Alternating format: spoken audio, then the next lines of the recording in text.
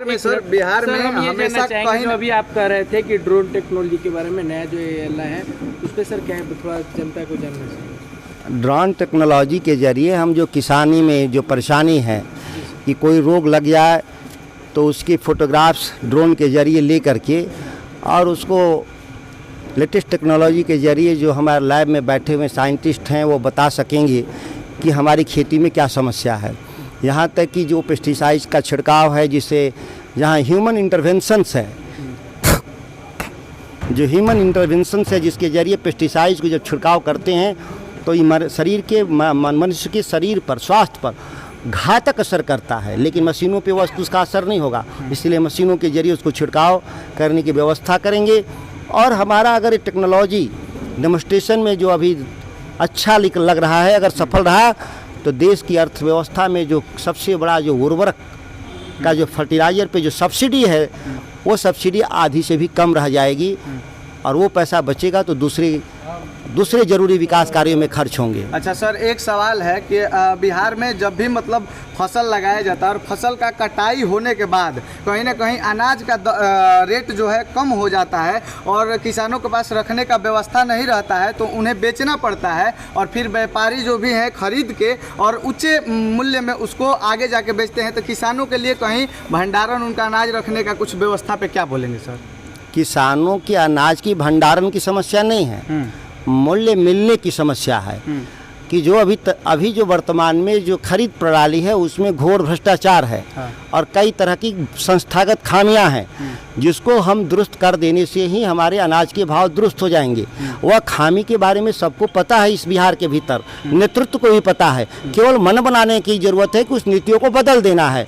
Single agency में जो monopoly है प्रोक्योरमेंट में, उसको मल्टी एजेंसी के जरिए जब भी हम प्रोक्योरमेंट करेंगे मोनोपोली टूटेगा तो उत्पादन करने वाले को भी दाम मिलेगा और जो खरीदार हैं उनको भी उचित मूल्य मिलेगा। यही जो व्यवस्थागत काम है इसको बदलने की जरूरत है। जरूर बदलेगा, ये हमारा मंत्रालय का काम नहीं है। एक खाद्य आपूर्ति मंत्रालय इस काम को देखता है, हम उस मंत्रालय को भी सलाह देंगे इस विषय पर। सर, जो बक्सर में आए दिनों बाजार समिति का समस्या है, कितने सालों से लगातार था सर, और इस पर सर आपने आज एक्शन लिया, इस पर सर क्या कहना चाहिए?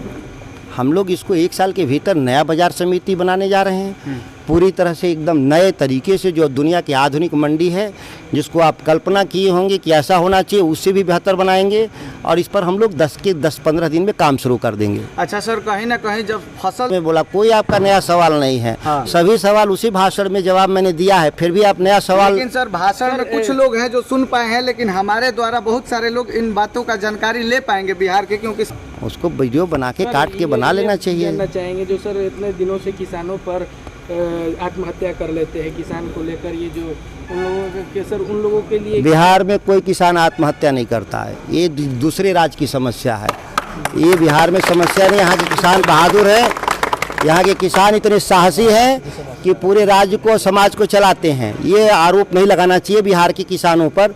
हाँ, थोड़ी आमदनी कम है तो अन्य राज्यों के मुकाबले, इस बात को हम लोग स्वीकार करते हैं, ये हमारे राज्य का किसान आत्महत्या नहीं करता। अच्छा सर, एक सवाल रहेगा, चावल लगता है कि आप टीवी चैनल चलाते हैं लेकिन देखते नहीं हैं। जी सर, तो आपका यही है। राय क्या है? नहीं, हम यही तो बोले कि टीवी चैनल जरूर चलाते हैं लेकिन देखते नहीं हैं। जो सवाल का जवाब पूरे बिहार जान गया और आप अभी नहीं जान पाए तो फिर कैसे टीवी चैनल चलाइएगा? नहीं सर, अभी हमको ये जवाब चाहिए क्योंकि हम अपने द्वारा आपको ये सवाल का जवाब बड़ा बेवकूफ जैसा बता रहे हैं आप। जब सवाल का जवाब पूरा बिहार जान गया, आप नहीं जान रहे हैं तो अपनी बात करिए। आपको अगर अलग से कोई जवाब चाहिए तो आइए, उसको कागज दे देंगे। अब इस सवाल को तो पूरा बिहार जानता है। उसकी भी फोटोग्राफी के जरिए से जो लगे हुए हैं पटना में और दिल्ली में कंट्रोल रूम, उसमें वहीं से वैज्ञानिक एनालिसिस करेंगे कि फला दवाई का इस्तेमाल करिए। यह टेक्नोलॉजी को भी इम्प्लीमेंट करने की स्थिति में हम लोग आज हैं और उसका एक डेमोन्स्ट्रेशन हम लोगों ने देखा। बहुत चीजें साफ थी, लेकिन फिर भी हमारे जो कृषि रिसर्च के क्षेत्र में वैज्ञानिक हैं, उनसे हम सलाह मशवरा करके जल्द ही अंतिम निर्णय लेंगे, क्योंकि ड्रोन एक बहुत ही सेंसिटिव टेक्नोलॉजी है जिसके जरिए दुरुपयोग न हो। कि भारत सरकार उसको देखता है, उद्यम मंत्रालय उसके लाइसेंस जारी करते हैं।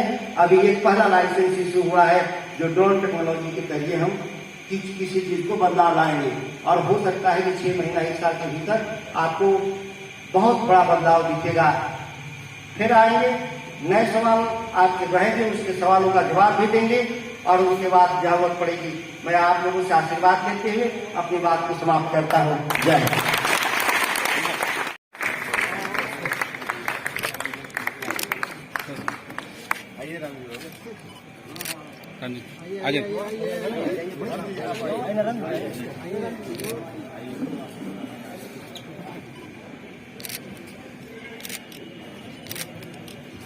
Disconnected.